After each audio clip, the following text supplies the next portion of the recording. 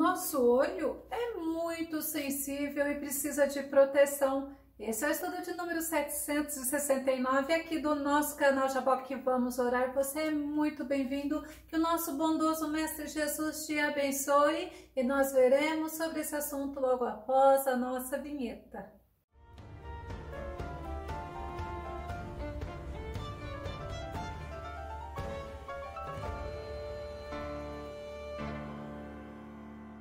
E os nossos olhos podem captar coisas boas, mas também podem captar coisas ruins, coisas que agradam e que desagradam a Deus. E infelizmente, muitos se dirigem pelo olhar. Vamos ao nosso tema: protegendo os olhos contra o mal. O nosso texto base está no livro de Salmos 101, verso 3, que diz: não colocarei diante dos meus olhos nada que seja pernicioso. Detesto a conduta dos infiéis. Tais atitudes jamais me conquistarão. Quando nós vemos o salmista Davi falando, não colocarei diante dos meus olhos nada que seja pernicioso, ele está querendo dizer que ele não vai colocar coisa que faz mal, coisa que é nociva, ruinoso, perigoso, coisa maligna. Nem o que é mal e nem o que é prejudicial. E a Bíblia nos fala sobre olhos físicos, sobre olhos espirituais e faz alegoria sobre o olho do coração,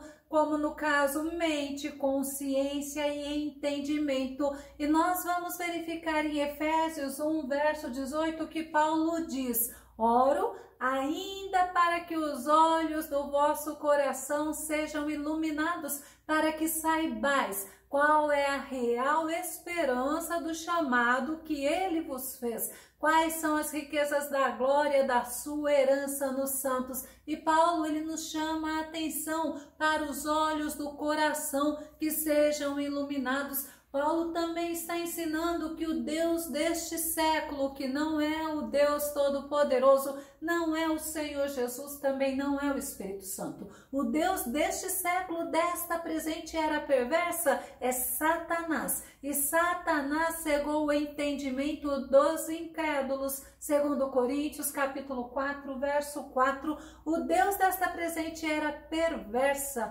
cegou o entendimento dos descrentes, a fim de que não vejam a luz do Evangelho da glória de Cristo, que é a imagem de Deus. Cegou como? Cegou através da influência, através do domínio, agindo, levando o homem a perder a capacidade de ver claramente e de estar agindo sob o domínio das trevas. O nosso adversário, ele é astuto, mas a Bíblia também fala de olhos físicos, que esses olhos físicos podem ter deficiência, como no caso a cegueira, a miopia, a hipermetropia, o estrabismo. E no caso da cegueira nós encontramos muitos casos onde Jesus interviu, mas em João 9, verso 1 diz assim: ao caminhar, Jesus viu um cego de nascença, mostrando uma deficiência física, que é o olho que não enxerga a luz. E os olhos espirituais podem estar fechados, assim como no caso do moço que ajudava o profeta Eliseu. Segundo Reis, capítulo 6, verso 17, e orou Eliseu e disse: Senhor, peço-te que abras os olhos para que veja. E o Senhor abriu os olhos do moço e viu, e eis que o monte estava cheio de cavalos e carros de fogo em redor de Eliseu. Certa vez, então, um grande exército quis pegar Eliseu, mas Deus providenciou socorro, e como o moço que ajudava Eliseu tinha ficado amedrontado ao ver que eles estavam cercados por um grande exército, Eliseu pediu para Deus abrir os olhos daquele moço. Deus abriu os olhos daquele moço e ele viu que ao redor de Eliseu havia cavalos e carros de fogo. O nosso Deus é tremendo, mas você observa no caso do moço que era servo de Eliseu, os olhos espirituais foram abertos através da oração. Muitas pessoas estão precisando ter os olhos espirituais abertos para poderem enxergar o agir de Deus, o cuidado de Deus e poderem enxergar também o quanto Deus é maravilhoso e ainda faz milagres. Mas Jesus, ele ensina que os olhos, eles são a lâmpada do corpo. Mateus capítulo 6, verso 22. A candeia do corpo são os olhos, de sorte que se os teus olhos forem bons, todo o teu corpo terá luz. Candeia significa lâmpada e tem a função de iluminar. Tem outra versão que diz que os olhos são a lâmpada do corpo, portanto, se teus olhos forem bons, teu corpo será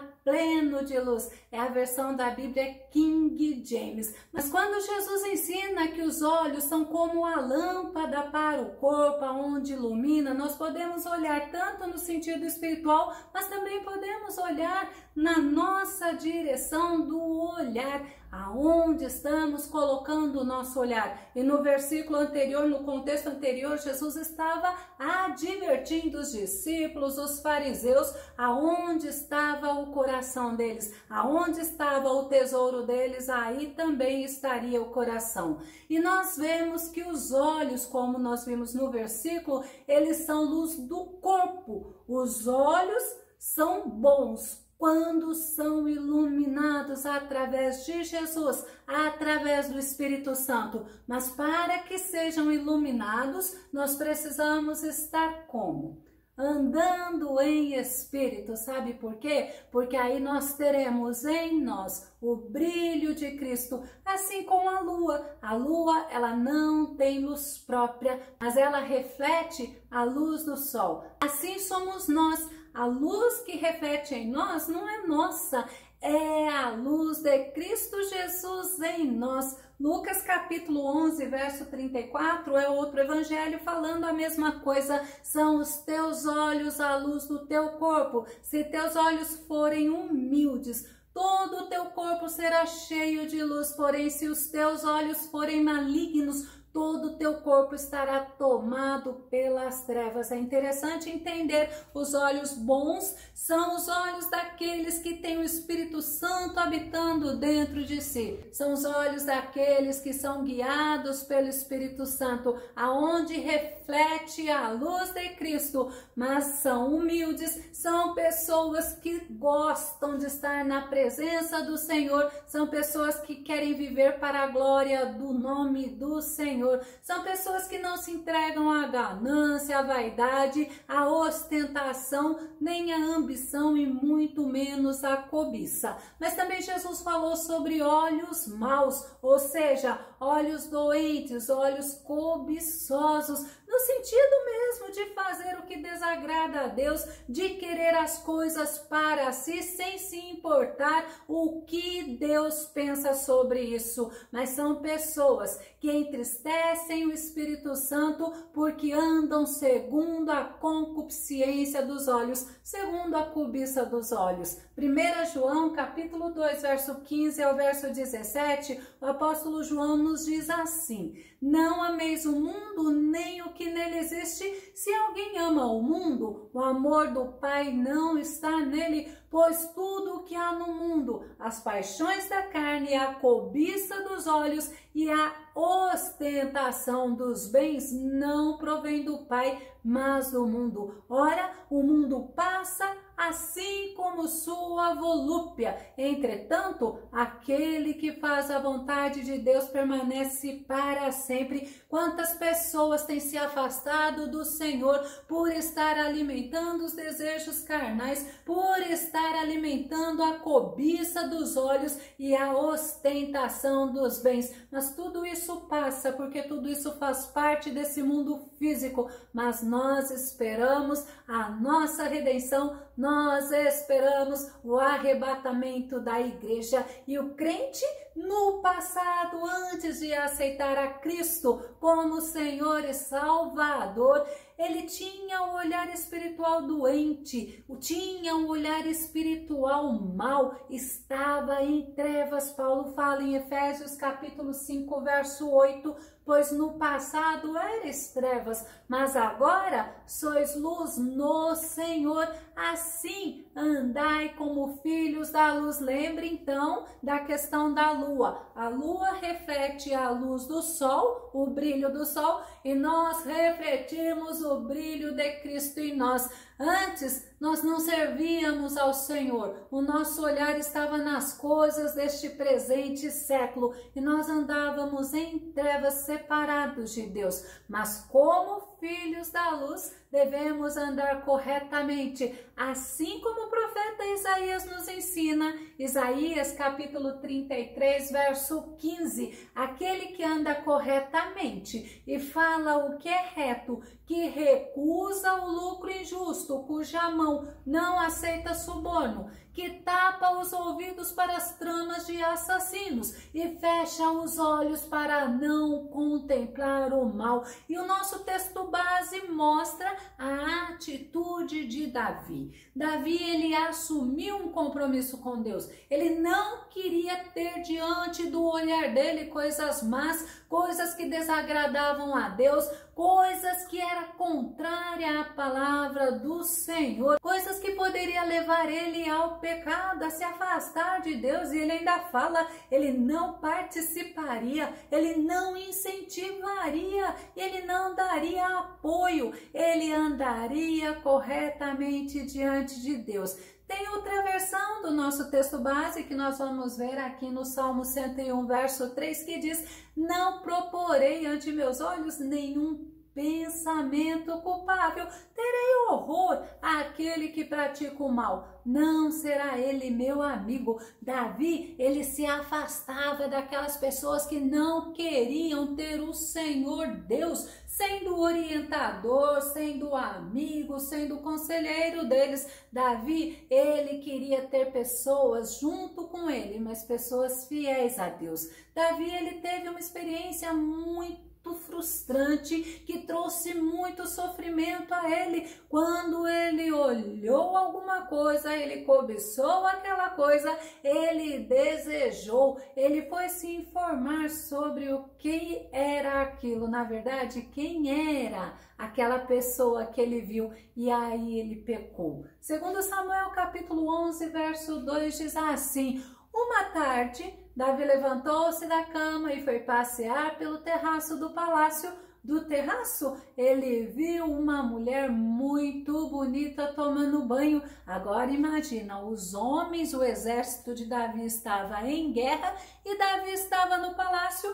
Na tarde, após o almoço, provavelmente, ele tirou um sono, aí ele levanta e ele vê essa mulher muito bonita tomando banho. Ele pergunta quem era aquela mulher. Ele viu, ele não desviou o olhar dele, ele se interessou, ele se informou, e mesmo ele sabendo que era Betseba, que era a mulher de Urias, ele não se importou, ele agiu e cometeu vários pecados. Vamos ver, por exemplo, o pecado da cobiça. Êxodo capítulo 20, verso 17, diz assim: não cobiçarás a casa do teu próximo, não cobiçarás a mulher do teu próximo, nem seus servos ou servas, nem seu boi ou jumento, nem coisa alguma que lhe pertença. Davi olhou aquela linda mulher tomando banho, Davi desejou para ele, mesmo sabendo que era uma mulher casada. Aí ele cometeu o pecado da cobiça e ele não só desejou, ele adulterou com ela. E este foi o pecado do adultério, que Êxodo capítulo 20, verso 14 fala: não adulterarás. É o segundo pecado de Davi em relação a Betseba. Pensa que foi suficiente? Não, porque a mulher engravidou. E agora? Ele traz o marido dela para se deitar com ela. Urias não aceitou, ele achou injusto ele estar vivendo momentos de prazer enquanto o exército, o mesmo exército de Davi, estava padecendo sofrimento lá na batalha. E com isto, o que Davi fez? Davi manda uma carta para o capitão do exército, Joabe, e manda simplesmente Urias à frente da batalha para que ele morresse. E esse pecado que ele fez, qual que foi? Pecado de assassinato. E o que a Bíblia fala? Que não matarás. Vamos conferir? Êxodo capítulo 20, verso 13, não matarás. Então Davi, devido ao olhar dele, ele não ter desviado o olhar dele daquilo que era mal, daquilo que era perigoso, daquilo que iria trazer dificuldade para ele, ele alimentou, ele manteve o olhar dele, ele se interessou e ele fez o quê? Ele adulterou, ele assassinou, ele cobiçou. E a Bíblia nos mostra que Jó já fez diferente de Davi. Vamos conferir Jó capítulo 31, verso 1. Estabeleci um pacto com os meus olhos de não atentar com cobiça por donzela alguma. Jó, ele fez um acordo com ele mesmo, que ele não estaria olhando atentamente, prestando atenção, desejando donzela alguma. Jó, ele teve uma atitude sábia. E o salmista, ele orou ao Senhor, porque ele queria viver nos caminhos do Senhor. E olha o que ele pediu para Deus no Salmo 119, verso 37. Desvia meus olhos do fascínio da ilusão, faze-me viver em teu caminho. É interessante quando você para pensar, olha o que ele pediu para o Senhor. Não deixe os meus olhos fixos na ilusão, não. Desvia meus olhos do fascínio, do desejo,